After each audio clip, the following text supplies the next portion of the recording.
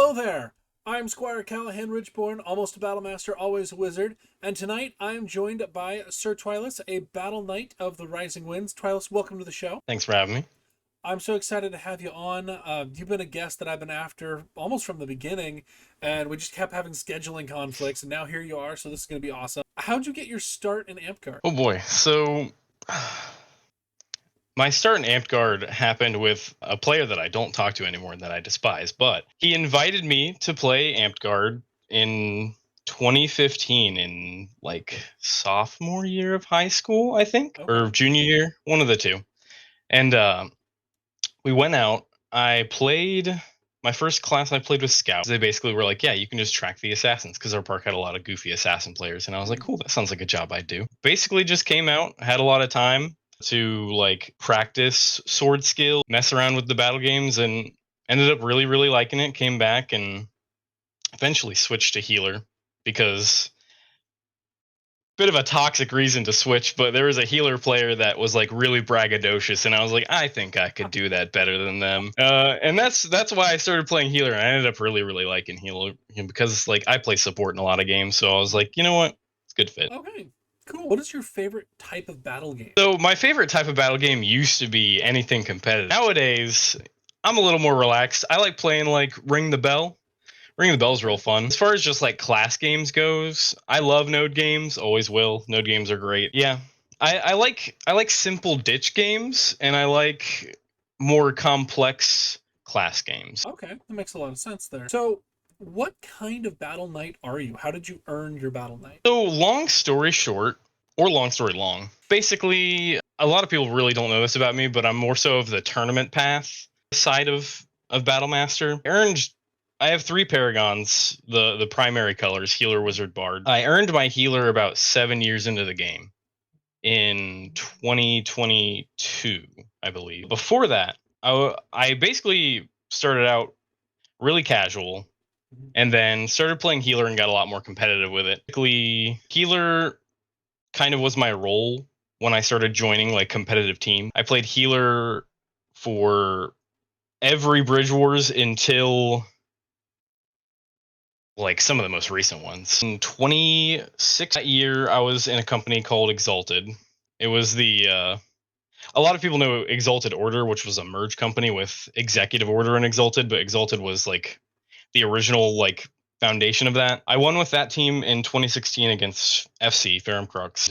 That year was crazy because it came down to like the wire, and I believe that year had like a life pool involved. Okay. And their barbarian was going to fight after death in the finals, their last fight after death. And I saw Ash going to stab him in the chest, and he was opening up his chest to like get ready to eat it and fight after death.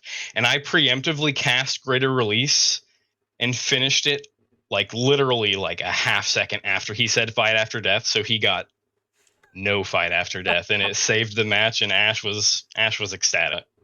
That was probably one of my Ash calls it the Greater Release heard around the world. It was a good time. The next tournament one we got was in 2016 with Exalted Order, which was the merger company. Okay. And I don't remember who we beat that year. I want to say it was the original Errant Dawn, like before they like expanded, like kind of right after the stacked deck era ended. If you're familiar with that from Phoenix League. No, I'm not. Yeah, stacked deck was like the premier like epic Rising Winds Phoenix League team of like it was like Raven, Smurf, Manima, etc. It does sound And like a stacked deck. yeah, they formed Errant Dawn, I think, shortly after that. And as Executive Order and Exalted fused to Exalted Order, we beat them that year. Okay. And then my next tournament win, well, COVID happened shortly after that. And then the next time was 2021 with Ferrum Crux, which Snaps had joined that company. I was like, I don't really know. And then Snaps was like, we need a healer for the team if you want to come play with us since you're not in a company anymore. Because Exalted Order disbanded kind of like after COVID Mm. in kind of a weird fashion. There was like quite a few competitive people left, but the other people that weren't feeling competitive anymore were like, we don't have enough people to field, so why are we even doing this anymore? And then we were like, well, we're going to go field with other teams then. So that year I fielded with FC, and we ended up beating 15 druids in a trench coat, which was like Errant Dawn and friends, essentially, I think. Okay. And then the year after that, I was with FC again, actually in the company this time, not just fielding with them. We beat Errant Dawn in the finals, and that one was a really tough year, fun year too. Except for the part where Raven, I'll get on him for this forever, but there was a moment where he was in our backline, and I shoved him towards our spawn tactically Mm-hmm. to like push him towards the people that were about to respawn so they could just kill him. And he just ran past me and said, "I'm taking it this way." And I was like, "Oh?" That's not how magic works. Yeah, I was like, okay. And then, Raven got in trouble, and it is what it is. Sometimes we forget the rules. Just continue. Yeah, after 2021 or after 2022, had a big split with FC. Don't want to get into the drama, but essentially, I decided that, I wanted to make my own company for once and not just join a company of people that were like somewhat my friends. And Ash messaged me and was like, "Oh, you're not cool with FC anymore?" And I'm like, "Yeah, I think I'm ready to leave." And Ash was like, "Okay, give me 1 second." And Ash messaged Solve, and Solve just responded, "Is it time?" And I got sent a screenshot of that, and I was like, "Yeah, I guess I'll give it one more shot. This is the last company I'm willing to like try something with, because after that I'm ready to go casual. Mm-hmm. Had enough company hopping over the years. Yeah, the year we formed in 2023, we formed about 3 months before the Bridge Wars, Now this is and Yokai. yep, Okay. yep. We formed 3 months before the Bridge Wars, and we didn't have a lot of time to prepare or build team tactics because a lot of us live in different places. Like some of us live northern Ohio, some in Michigan, some in Kentucky. So real hard to kind of get a schedule where we can all drive like 4 hours and meet up somewhere. So we didn't really have a lot of time to prepare, but we did get second that year, and we only lost by 1 point. Pretty good. Pretty decent for 3 months of prep on a brand new company. The year after, we ended up winning, and that was my fifth Bridge Wars win. So I have it was 2016, 2018, 2021, 2 and 4. And 2017 and 2023 were both second places. So like pretty decent track record of Bridge Wars is. Yeah. So yeah, that's the thing I was getting into really, is people don't know a lot about like the history of my tournament stuff, and people probably see that I have a few paragons, assume that's where the Battle Master came from. But according to Amdare, the one who awarded me my Battle Master, it's more so for the competitive strides. Oh yeah, also I forgot we another one that technically was added to the list was me, McGall, Snaps, Godric, and Madness played in a Winner's Edge tournament, Battle Master tournament, and we smoked him a little bit. It is what it is. It was fun though. It was a good time down there. But as far as Paragons go, healer, that took me forever. I was actually a very timid player back in the day, Okay. and Sev was very scrutinous of my play back in the day because there were two things that he didn't like. I was very timid, and number two, when I wasn't being timid, I was very very competitive all the time, even when I didn't need to be. Mm. Like the way he worded it is I couldn't turn off the competitive mode, which I got my healer after the Bridge Wars in 2021, the following March. And that's where that came from. I got my wizard in, I want to say it's like the Let me look tail it end up of real quick. 20, yeah, I want to say it was like the tail end of 2022. Wizard you got in June of 2023. Okay, yeah. So it was the following year. Mm-hmm. So yeah, I got that in that year. And then my bard I got at a keep that I didn't even get to attend, unfortunately. Oh no. So that was unfortunate, but the scroll was very pretty, and the sash was nice. But yeah, I'm currently working on Druid. We'll say I'm not a huge fan of Druid so far, but I gotta try and finish out Archmage. It was my goal since I learned about Paragons after I was shooting for healer early on in my very early days. I was like, you know what? It would be cool to have all four casters. That sounds like a good goal. So after about almost 11 years in the game, getting there. Yeah, that would do it. Man, okay.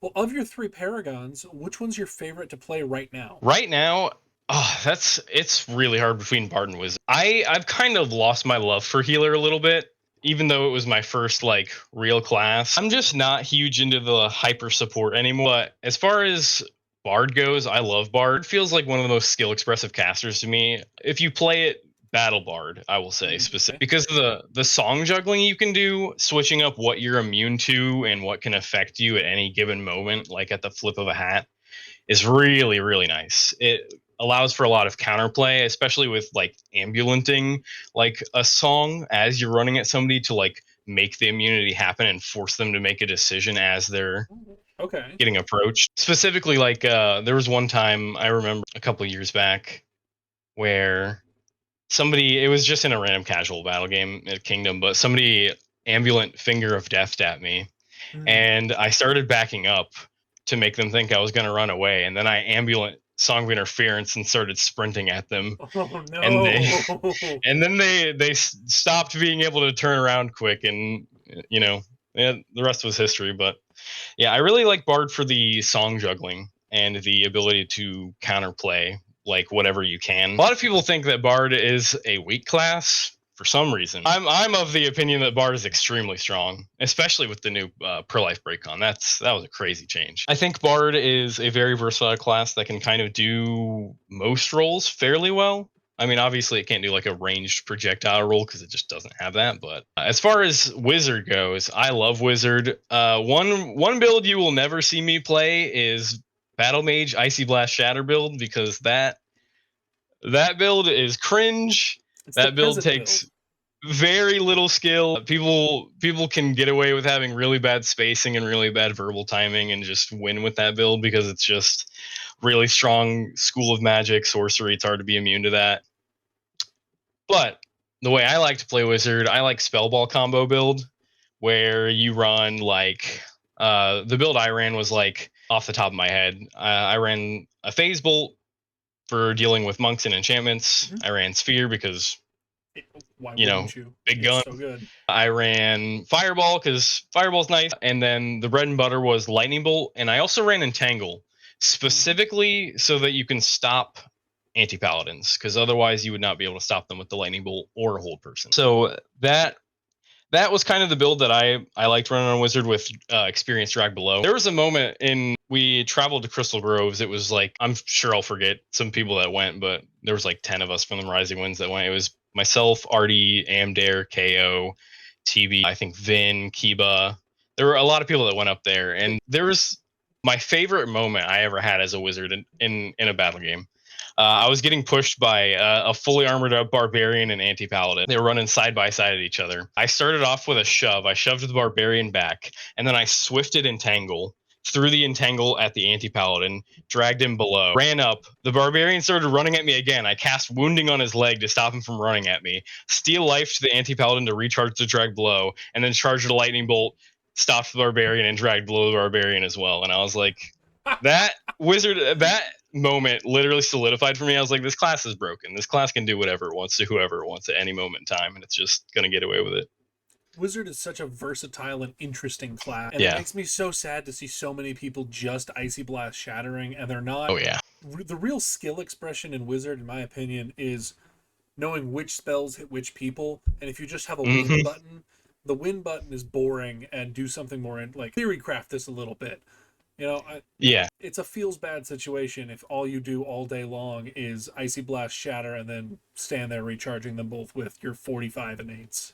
Yeah, and there's almost no counterplay to it, especially like if the wizard has some sort of like immune to command from Mm-hmm. like a lycanthropy or an extend immunities or something. They really just get to sit there and ruin battle games for people. And it's very non-interactive. They just walk up and say some things at you, and you're like, well, yeah, guess I'll die. Yeah. Well, and that's one of the reasons I really think that Icy Blast is a problem, and I'd like to see it either removed from the game or moved to level 5. Like, Hmm. Druid gets Icy Blast per life, and that is problematic, but if we moved it to be, Icy Blast per life level 5 for Wizard, then, and max 2. I make it Yeah. maximum 2 because then it's like, okay, yes, you have the kill anything, but you only get 2 per life, that's maxing out. You're not, you can't sit there and spam that all day long anymore. And I think that would, Yeah. at minimum, I'm hoping to see that out of the new rules revisions that are coming up. I doubt we will because they've already, that wasn't part of the playtest, but Yeah.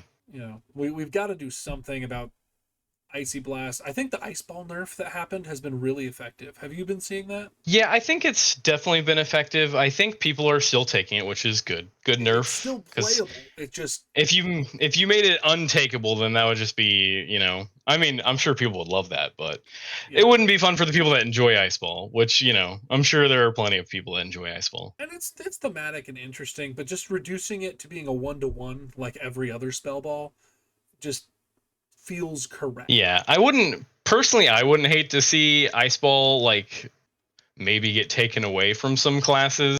Seven, I had an idea that you take away Abeyance from healer and instead roll it down to where Ice Ball is and make it an insubstantial engulfing ball that forces people in sub, kind of like an astral intervention. That would be so cool. I cannot And then pitch how much I'm into this idea. and then maybe just keep Ice Ball and Wizard and Druid and move it up some levels so it's like at the level where it probably should be in terms of its strength. Well, and it's a weird thing. Like spell ball balance is complicated, right? Because Mm-hmm. you have to look at the level that you're putting it at. You have to look at the cost to buy. I think 1-to-1 is probably the only appropriate one. Entangle Ball being 2 for 1 point feels correct because Lightning Bolt is just strictly better. But Yeah. I'm fine with that. But like Ice Ball is not more powerful than Fireball. And it is not Yeah. less powerful than Fireball. And It's so like tangentially powerful. Like it's like on the same level, it's just different. yeah, One is for murder and one is for, well, sometimes murder if you walk up and release and stab them, but effectively murder. Like it's murder with yeah. more step, Yeah. but no one's mad about Fireball, right? Yeah. Like no If one's you running get hit in around the being like, leg we by a have to nerf fireball. Fireball. Fireball is a problem. No one's mad about Fireball. Yeah. And I do think that reducing it to being a 1-to-1 has helped a lot. It does bug me a little bit that we went from 6 to 3 on the wizard list. I really would like to have seen that go to 4, just because I like even numbers. But I like even numbers. Yeah. Don't dig it too much into it. I also Yeah, fair annoyed at enough. Force Bolt. Let's make Force Bolt 2. Fair enough. Yeah. Just even numbers are best numbers, But Mhm. I don't know where we fell off the bandwagon, but let's circle back around. I think it was favorite classes. Yes, we were talking about favorite classes. You like Bard, you like Wizard. Those are both excellent classes. What is your preferred like equipment set look like? If you, regardless of what class you're playing, what would you like to approach any melee situation with? So to slightly off topic, get slightly tangential. Something that helped me get over my like timidness back in the day Mhm. was I started learning how to stick fight. So I love having a short sword. What's in my offhand kind of depends on what I'm feeling. On Bard, I really like a Madu and a short, and I also really like a short and then like a backhand dagger because Okay. people underestimate how sneaky you can get with like some hip blocks with that kind of Mhm. thing and the sneaky like stabs over shields. I really like that. I love down spear. Down spear, even though it's seen as like the tricky like only warlords can use this weapon very well weapon, I'm a fan. I'm probably a middle of the pack fighter at best, but I love down spear. It's really fun. I like the range control it provides. I really like the fact that it can essentially just be a shield because of how much like you can Right. block with the different angles you turn it at. I really like using it to manipulate equipment. It's a fun time. And it's really good for like getting stabs in like slots people don't expect. Like Okay. up people really don't expect the up near the shoulder one where you can like bring it like there. I don't Hmm. know, it's hard to explain, but Yeah, you're there's coming kind of up and then like yeah, down into like exaggerated horror shield movie sword style. pockets. Yeah, that's really fun. I like flow. I used to back in my day because I was a healer, man. I loved sword and board back in the day. Hmm. I'm not a huge fan of sword and board as much anymore. I definitely prefer Madu because I like smaller boards to begin with, and I run people call it a stinger Madu, which is like max small with like just the two like 6-inch stab ends Hmm. on each end. I really like that because it gives you the like arrow coverage of like a small with kind of like the body coverage of a medium in some ways, because like the butt spike on the bottom can really block your hip, and the top spike Yeah. can be used to block like a little more vertical for your shoulder. So yeah, really, I would say my favorite two are Madu and Down Spear. Okay. Have you done anything with Magic Staff? Yeah, I've done a bit with Magic Staff. When it first came out, I really liked it because it's a little goofy what you can do with a magic staff, because you can technically like manipulate stuff with it, which for some reason, if you walk up to a line as like an armorless caster with a magic staff and like start wrestling pole arms, they'll like treat you like you're dangerous. And I'm like, you could just stab me, dog.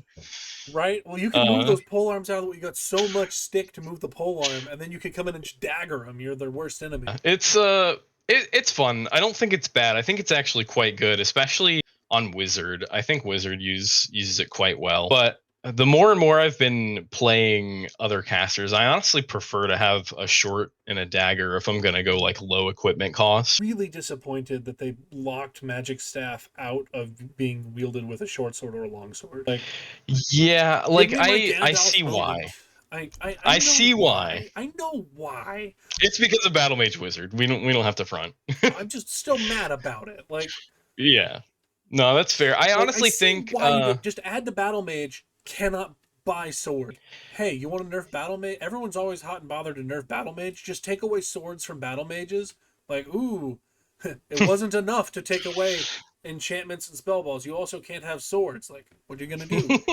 Like, no physical equipment. Like, all right, now you're locked into that Gift of Air archetype.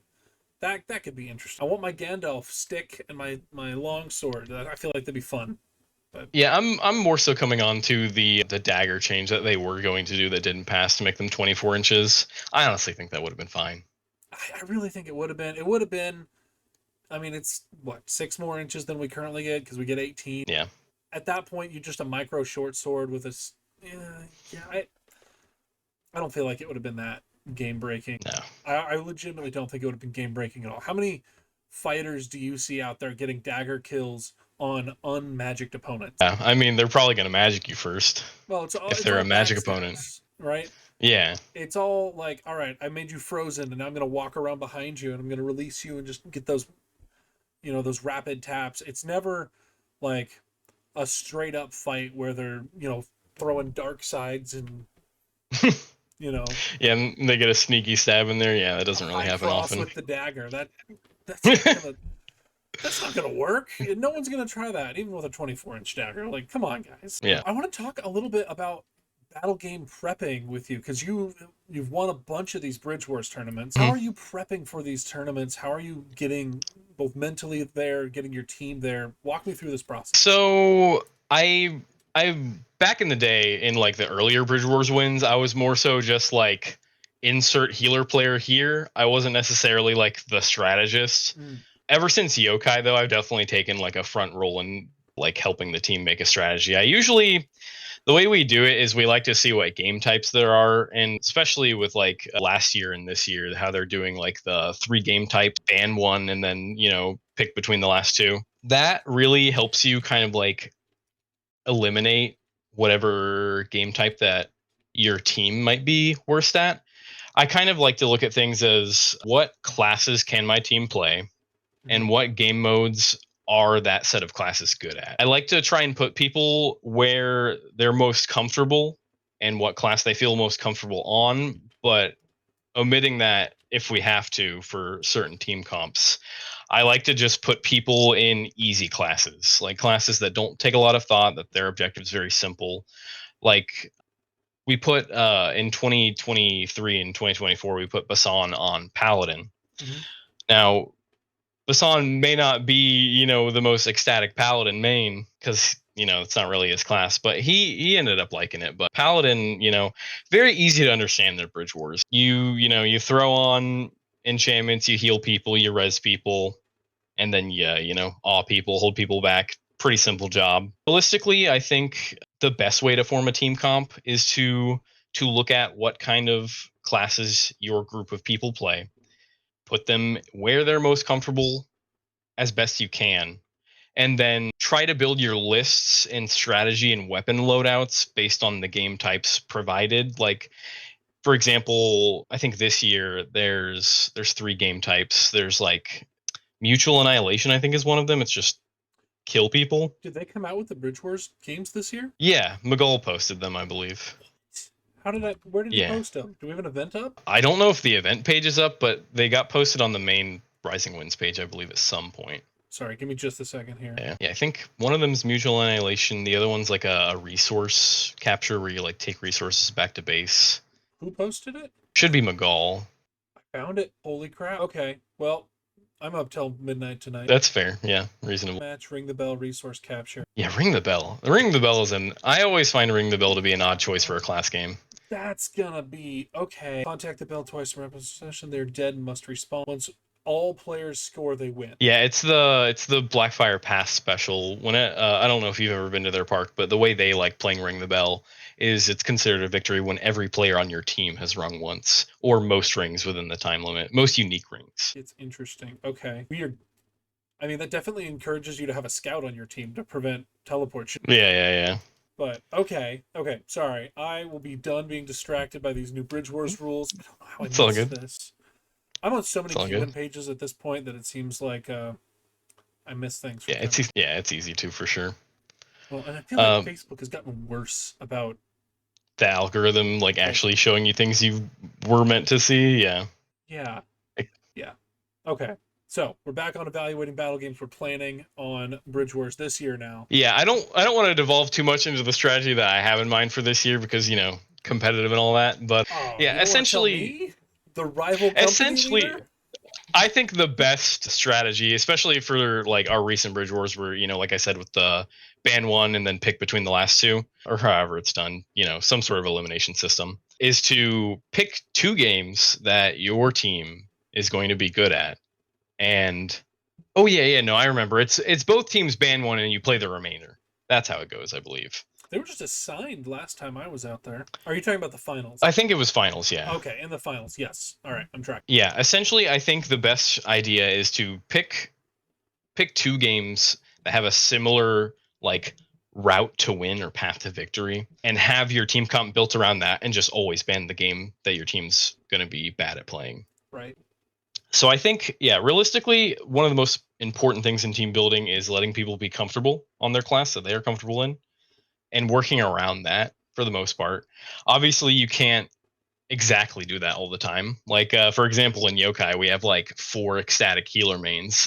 We're not going to put 4 healers on a Bridge Wars team, so we kind of got to, you know, pick and choose. But realistically, yeah, make people comfortable, build your team comp to the game rather than like building the like it's better to build a tailor-made team comp to the game type rather than build like a specific strategy that can kind of work wherever unless you're in a situation where the game types are so similar that a universal comp can kind of work. All right. How can players better utilize teamwork? Yeah, that's a hard one because it's really a learned skill more than it is like through experience rather than like necessarily a guide. I would say that the one of the better ways to practice your teamwork is at like smaller settings, like play combo builds with people. Like, if you're like a scout main, have a wizard come along and like give you like, an enchantment, but then have them take like drag below. So you can like hold person or pinning arrow somebody as your scout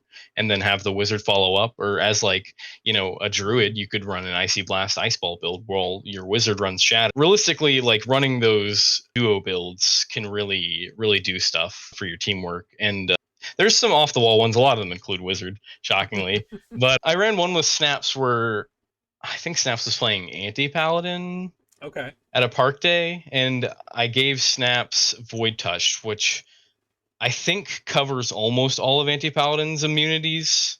Like I think it makes them immune to most magics, if Everything not but all of them. Subdual, I believe. Yeah. As a wizard, so I'd give her Void Touch, and then I walk around with Breakcon and Release to get rid of Subdual Balls. So like I have Release to get rid of that, and I have Breakcon to stop dispels from taking the Void Touched off. So really, it's kind of like going to like less serious games and practicing these habits where you have a strategy in mind where you can work together with a specific person really well. like protecting their enchantments or helping them achieve kill combos. Even as Bard, especially with the new Pearl Life Breakon, you can play the build where it's like my team is never going to lose their enchantments this game, and you bring like I think the max sleight of minds a Bard can bring is 16 technically. I wouldn't. I would do 14 and take Dervish. Yeah, you could take Dervish, take 14 Sleight of Minds, and your max per life break cons, and you could be like, all right, my job is to not let my enchantments fall off. All my teammates are gonna have Sleight of Mind, and I'm gonna suppress the people that are trying to dispel them. Okay. So we've already touched on this a little bit when you were talking about how you've worked on your stick skill a lot, but what are some of the Mm-hmm. weaknesses that you as a player have had to overcome, and what did you specifically do to overcome them?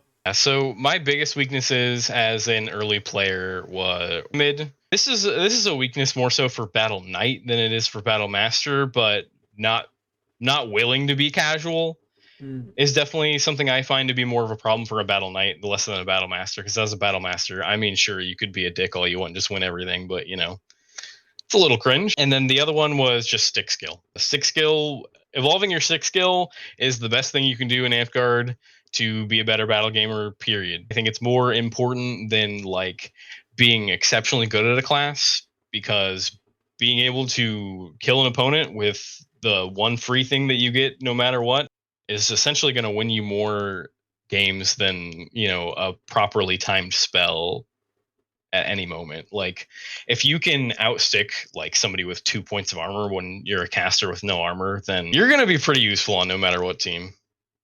That's fair. But yeah, as for the overcoming part, the way I overcame the Tibonus is by learning stick skill. Because it forced me to at big events go up to like these warlords and be like, hey, I want to spar with you. Hey, I want to get better. Mhm. Uh, and kind of like being okay with losing and getting dumpstered by all these crazy warlords really, really helped me kind of, kill the ego and get more comfortable with approaching dangerous situation. The competitive aspect, getting over like, or not necessarily getting over, but being willing to not be competitive all the time, that was more so just like a maturity thing. Mm. Because I started Amtgard when I was 16. So like the first Bridge Wars I won was when I was like 17 and a half or 8. So like I was definitely just like the kid that wanted to go in and, be really good at the game and be like, haha, we won, Mhm. which was cringe. I was a very, very annoying player back in the day. None of But, us were our best selves in the past.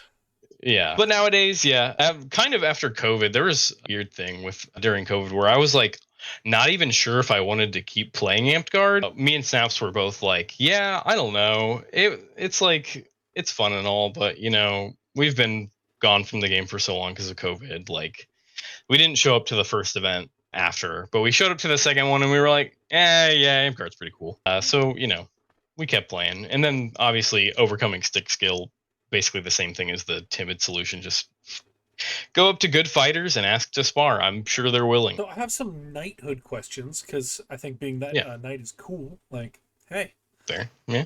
what is the difference between a battle knight and a battle master? Yeah, so I would say for me personally, I see battle masters as people that are just really, really good at the game. They are wanted on any team, no matter what. You would always want this person on your team. You're always afraid to see this person on the enemy team, and you have to plan some strategies. Battle knights, I would say there are a few, maybe a couple things that a battle knight needs to separate themselves from a battle master. They have to be willing to not be competitive. I think one of the jobs of a battle knight on a field is to facilitate fun. Kind of similar to that in that a Reeve kind of likes to keep the peace and facilitate fun. Like as a battle knight, I personally like if I see like an icy blast shatter wizard ruining somebody's day, I'm gonna go out of my way and target them and shut them down so people can actually have some good times with the battle game, doing goofy stuff like running up and as like I know Artie does this as a monk where you run up to an enemy player and resurrect them and be like, you know what, go have some fun. It's about keeping the fun in battle games, I would say, is a big part of it, and the other part is willing to teach players. As a battle knight, if somebody comes up to you and asks you questions about battle gaming, how to get better at their class, obviously, with discretion, try to do your best in that regard. I think one of the big things about battle knights is like I said, keeping the fun in Amtgard. And one of the ways to do that is to like help inspire the new generation and teach them, old tricks that make them more interested in trying new strategies, trying different classes, Mhm. just enabling fun, I think is one of the important jobs of a battle knight in multiple ways. What is something that a potential battle knight could do to stand out to the circle of knights? Really show that they're worthy of that. Yeah, I would say teaching classes really helps. And like actually like putting a lot of effort into it, making sure to like something that I think is really good is like producing like a written document that people can reference that has like some nice tips and tricks. And talking about like what Artie does on Monk. I did it a couple times on Bard where I walked up to somebody and I would just be like, "Here, you want a restoration on the enemy team?" I'm like, "You seem like you're not having a good time. Here's a resto." I think doing things that are goofy and funny and help facilitate fun is a really good way to stand out to specifically the battle knights on the circle will like to see that stuff, I think. Okay. What advice would you give someone, maybe they're an intermediate player and they want to get to that battle master level? Yeah, so I would say, I mean, obviously Paragons is a decent path to Battle Knight and Battle Master rather. I think that putting effort into garb specific for a class is a good way to try and help your Paragon hood.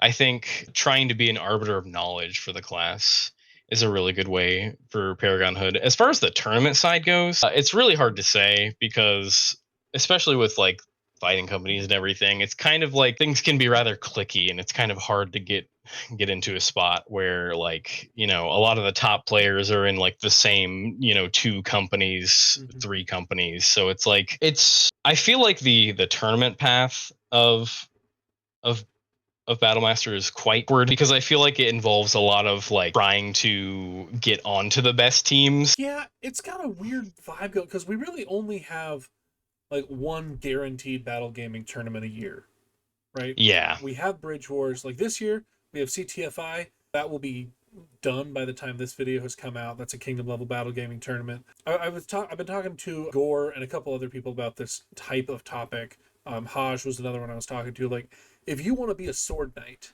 you have every reign 2 tournaments that you can go to and try to win a kingdom level tournament. And here Yep. in the Rising Winds, if you want to win tournaments as a battle, to be a battle master, you have one guaranteed tournament a year.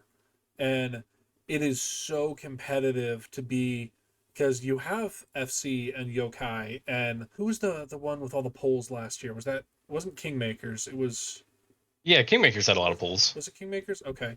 Like there's all Mhm. these fighting companies and it seems like there's a disparity between the good fighting companies and the mid fighting companies and Yeah. it's incredibly competitive to get into the good fighting companies and I think it's a self-selecting problem.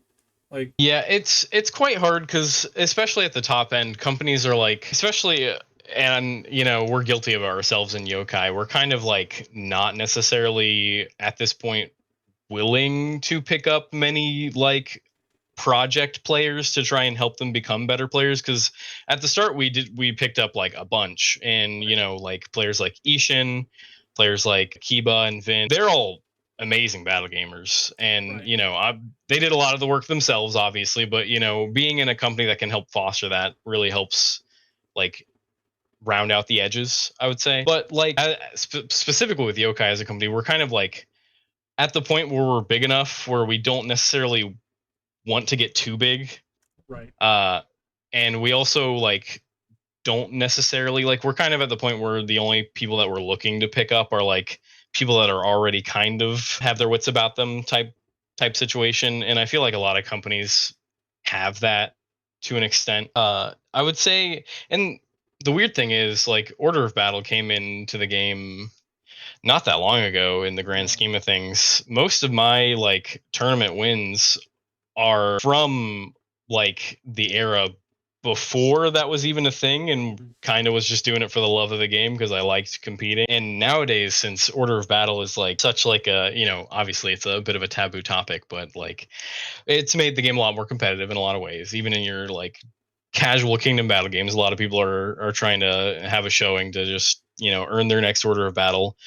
I personally would say I think the slow burn of earning paragons is probably easier than the tournament path these days. But I would say if you are trying to earn the tournament path, I think looking for the smaller, like 4 to 5 to 6 player Battle Master tournaments that pop up is probably an easier route than say Bridge Wars, because especially with Bridge Wars, with these big teams, a lot of people have to make important cuts. Like even in Yokai, like I think we're a 16-member company, and I think Bridge Wars is only a 10-person team this year. That's what it was So like last we year. have to make. I think last year it was 12, Last year was maybe. 10 with 2 alternates. Oh, okay, yeah. But But yeah, it feels like it's a weird situation where you have to sometimes be cutting people and being like, "Hey, I acknowledge that you're good, but in this instance, I need a mid frontliner and not a good third caster or what. yeah, and especially this is the really hard part of it all is like another thing with picking up new players is like it would feel horrible to like pick up a new player and then go to Bridge Wars and be like, yeah, we don't have room for you on the team. Like it just Mhm. feels kind of counterintuitive. Like that's why I personally like as a battle knight, I like to just try to teach people as much as I can because like it's it's just a cutthroat world out there in the fighting company sphere, I guess. Yeah. Well, and it creates this weird almost I don't know if you guys have seen it as much, but like I'm in the Saracens, and it feels like every time we get a player, and we've taken on a bunch of project players, and as they start getting better, we start seeing people rolling up and being like, "Oh, hey, you're pretty okay. Why are you with them? Come join us." And then we'll have I intercompany poaching, and they're like, I have so much to say about poaching, but "It makes me I'll just so leave it at it's frustrated. so cringe. I hate It's poachers. terrible." Like when I was in high school, there was this one town that was one town over from our town, and they always won state every year with their football team, right? Hmm. And Toledo would win every single year, and everybody hated their guts because what they would do is they would scout middle school football team. I kid you not, their high school coaches would go to the middle school football games, and they would pick the best 1 or 2 players from every town in a big loop all the way around Toledo, and then they would show up and they would talk to those parents. They'd be like, "Hey, if your kid transfers to Toledo, they will get to play football all 4 years for us, and they will get a Uh, scholarship coming out of it because our school always goes to state, and when you go to state, that's where the college scouts are, and then they might get picked up." And so it was a self-fulfilling prophecy because they went to state every year. They could come to all these middle school parents, and I knew at least 3 kids from my school that transferred and drove out there every day because they were going to get college money. And so it feels like it's that same thing. Like we have all of our intermediate players and we have some of our like beginner friendly companies, and they're trying to bring up these new players, and then you have, here comes Toledo coming over and be like, "Hey, do you want to get Paragon? Do you want to be on the winning Bridge Wars team?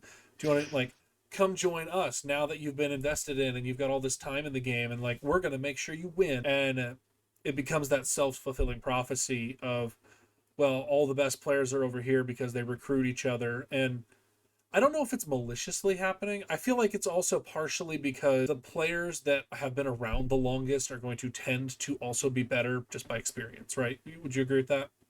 yeah, that's a fair assessment. And so it's easier for people to form those friendships when they're battle gaming together. Like if you're at every Kingdom event, it's a lot easier to know people, and you know, Hmm. I can throw out names and be like, "Oh yeah, do you know Twilus? Yeah, I know Twilus. He's at the Kingdom all the time." So it's easier to get known with those people, and so maybe that causes clustering as well, and it's hard to get into that. I don't know. I've seen a lot of players expressing frustration with that on the lower end, and they're trying to figure out how to break into these groups and they're not having success, and it's a problem that resists simplicity, and I don't have a solution for it. Yeah, it's a very very complex issue to be honest, and For I sure. also I'm at a loss to not necessarily understand, but how to come up with any kind of solution to it other than maybe fixing the event. Like maybe, I don't know. This is a super hot take, so burn me at the stake for this one. But I'm getting tired of Bridge Wars. I think it is extremely overdone, and that a different competitive event would be more suitable at this point. But that's neither here nor there. I mean, it is a neat concept. I like the concept art for Bridge Wars. In my times of going to Bridge Wars, which hasn't been all that many times, right? But I think I've been at least twice now, if not three times. No, this will be my third Bridge Wars coming up. Bridge Wars has a couple of problems that I think we need to solve, and at least two of them are cultural problems. The first cultural problem is, why on earth are we starting the premier battle gaming tournament at 3 o'clock in the afternoon? Like, Hmm. can we get a 9 a.m. start time? Like, if you are here and you're a competitive battle gamer, get out of bed. Don't stay up partying all night. I don't care what you're doing all night long. You should be able to functionally be up and at 'em by 9 so we can have a 10 o'clock start on these things. And like the first year I was at Bridge Wars, it started so late that we didn't get to have a second or like a third, fourth place bridge fight. It was they called it because it was getting dark. I'm like, start on time, keep to your published schedule, start it earlier in the day, and let's get through the tournament for these. So that's one. I mean, and that's a cultural problem. They call it Amtgard standard time, and I just call it being inconsiderate and late. And Yeah. if you're going to be inconsiderate and late, I'm not interested in accommodating you at this point. Like, I'm running And CTFI for Lockhaven. That tournament will yeah, start on time. And if you're not there and yeah. you're not ready to go, that sucks because you're out. It's incredibly frustrating for those of us that are on time and are ready for these things. And like, you see it in all things, right? Like, they say the all thing starts at 8 p.m. I'm there at 7:50. At 8 p.m. they're like, all right, we're gonna give 15 minutes for the stragglers to show up, and then it doesn't actually start till 8:20. Then a bunch of people are culturally anticipating it starting late, and so it doesn't actually start in time, and they just roll up. And now I've Hmm. rambled for a long time about people being late and derailed us completely. But that if Bridge Wars could start on time, that would help. I think another big problem with Bridge Wars is because it starts late and because it goes so long. For the casual battle gamers, there's nothing to do that day. The whole schedule is taken up by the 8-hour tournament that starts late and maybe even ends early because it's dark outside and people don't want to play anymore. Yeah, and then there's the other half of that same issue, and that's what the other thing I was gonna mention. Tournaments kind of suck because, Hmm. like, I am not a good swordsman, right? I am on a good day, like at like the 45th percentile for being a swords person, right? Hmm. I go to all of the Lockhaven and my personal parks. I go to all of the Weapon Master, Dragon Master tournaments, and I go to every category. And it is a bummer because I usually lose in the first round of every category. And then everyone is just waiting around for the two best fighters to finally get done with their 15 simos and move on. And so Hmm. if you're going to Bridge Wars and you've got your 10-man team with two alternates and your support staff and you've got all this stuff, and then you get blown out in the first round, and and you're like, oh, we got blown out. So and if it's like the pickup teams, I think have the worst go of it because everybody smashes the pickup teams because they have Yeah. zero team cohesion. They don't have a plan. They're not enchanting each other. They don't know what they're doing. So the pickup team, like, that's got to suck because you go through this whole thing. Like, I don't know how Yokai does it, but we have an actual meeting where we talk about our Bridge Wars plan. I assume Yokai Hmm. does. I know Cackle does. FC does. Like, all these companies have had strategy planning meetings, and now we, the pickup team, have been blown out of the water, and then we have a bye, and now we have to wait for the next one. So it's you know 15 minutes of unfun battle gaming into a 45-minute wait for another 15 minutes of unfun battle gaming. And even if they're really balanced teams, everyone's trying so hard. It gets really sweaty, and it's like just a ton of people trying really, really hard to make everyone else not having as much fun. And so I really like June event. June event is peak event for me because very low stress. Everybody's just there to have a good time. Bridge Yeah. Wars increasingly feels like a chore, Oh yeah. and there's a lot of pressure to perform because if you don't perform well, like, and that's the other big thing about Bridge Wars is there's usually like there's 1 to 3 teams or 3 matches going, and so you've got all of the like Paragon Circle standing there watching. You've got tons of spectators, and so even if you screw up a little bit, you feel that even more, and it can compound. I've heard this from, I won't name any names, but I've heard from people that they've got like performance anxiety going into Bridge Wars because people are going to be watching them and they're going to mess it up, and it's like, okay, I I don't know what to do with Bridge Wars to make it solve those problems. I personally would like to see. I think something about Bridge Wars that's just really stale is the format in general, like the lane fighting, the king.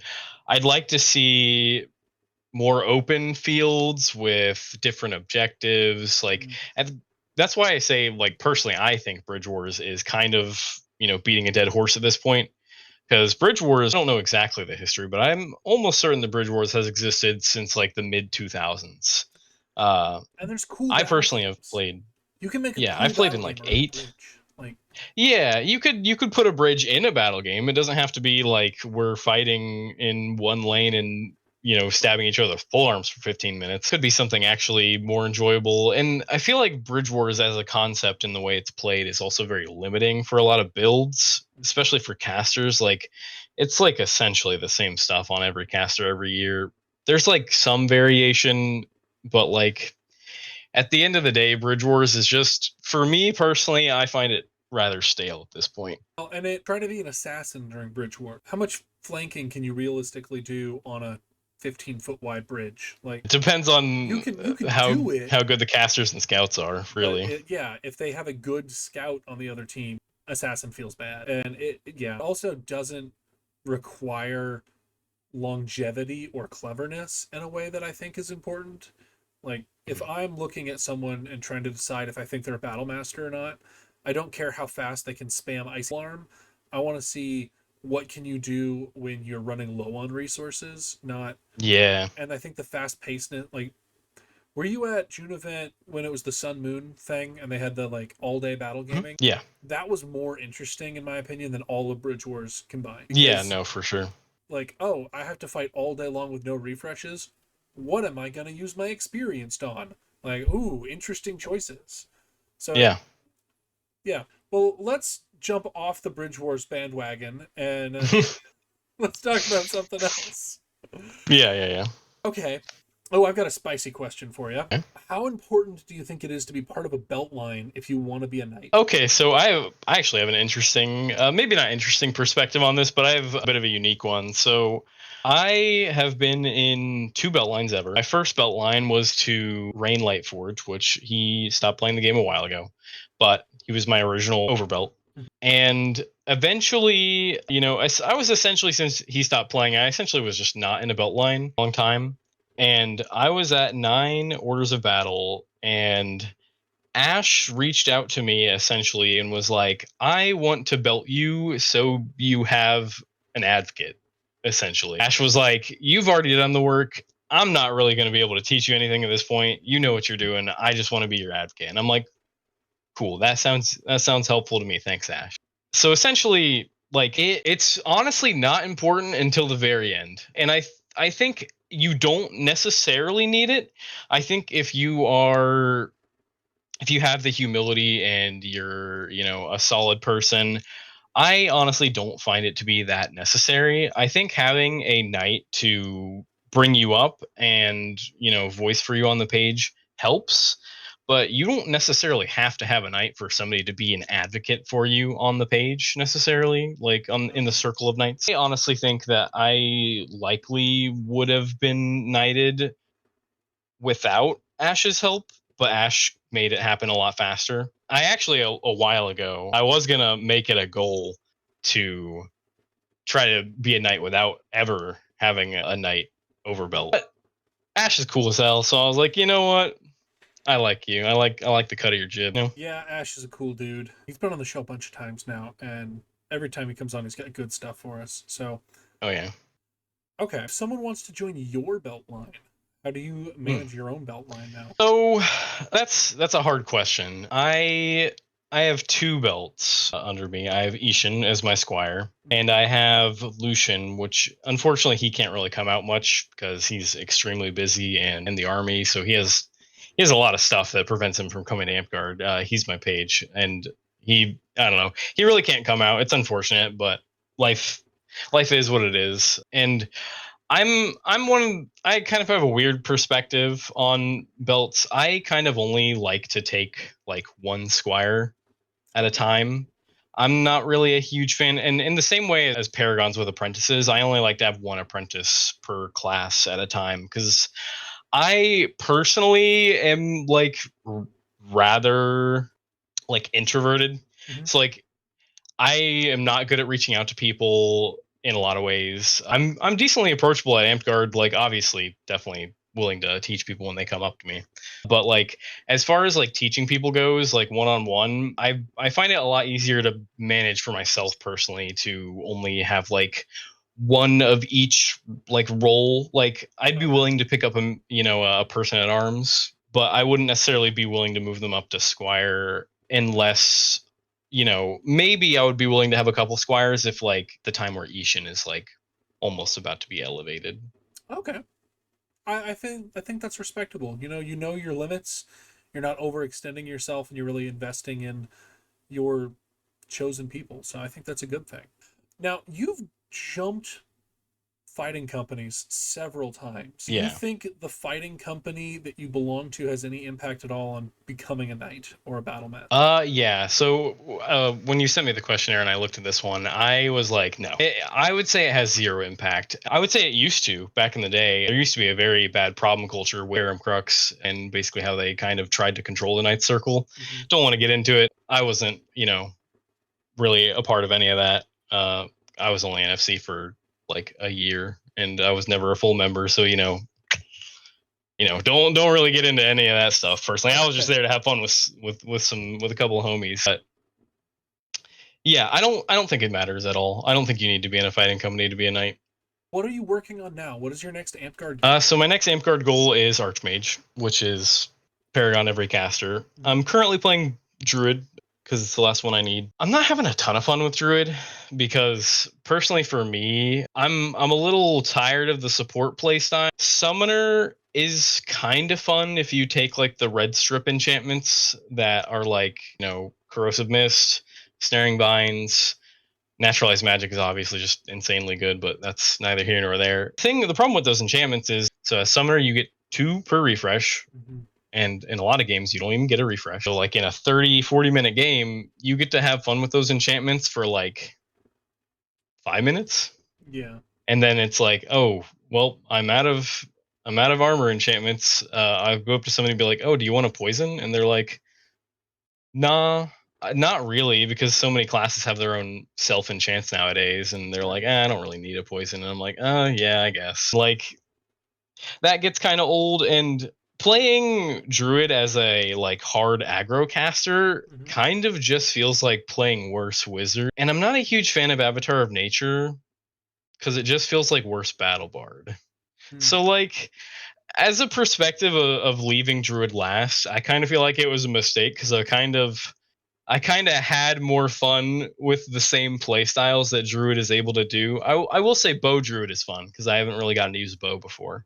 And I don't think that's fun because it's Druid. I think it's fun because Bow.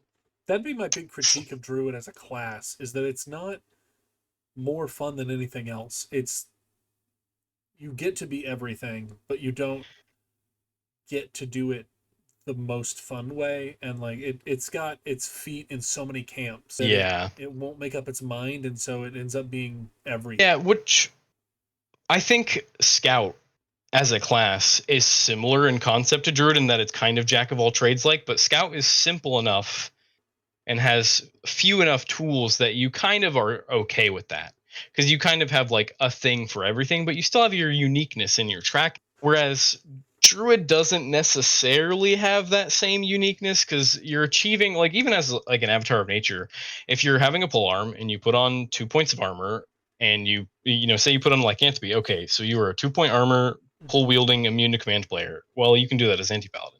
Well, you can do that as, you know, Mm-hmm. you can do that as paladin. You can do that as, like it doesn't feel. Well, as much as I would love to bash on Druid for another hour and a half, yeah, I've got two questions for you. Yep. Winding down to the end here. Is it hmm okay for people to come and talk to you at events and ask questions about your Battle Knight? Hey, I'm always willing to help people. They may have a low social battery at events, but if a player that is inspired and wants to be better at battle game comes up to me, I'm always willing to talk. So yeah, feel free. All right, I love talking to people who are interested in getting better. fantastic. Do you have any final advice for all our? I would say the most important piece of advice in Amtgard is to have fun. At the end of the day, awards are cool and all, but chasing the paper is not as important as chasing the skills and the fun that comes along with enjoying your time at Amtgard. Well, a special thank you to Sir Twilus, a Battle Knight of the Rising Winds. Thank you so much for being on the show. Thank you to you, our viewers out there. If you've enjoyed this interview and you have any questions, please leave them down in the comments. Subscribe for more battle gaming excellence, and we'll see you in the next video.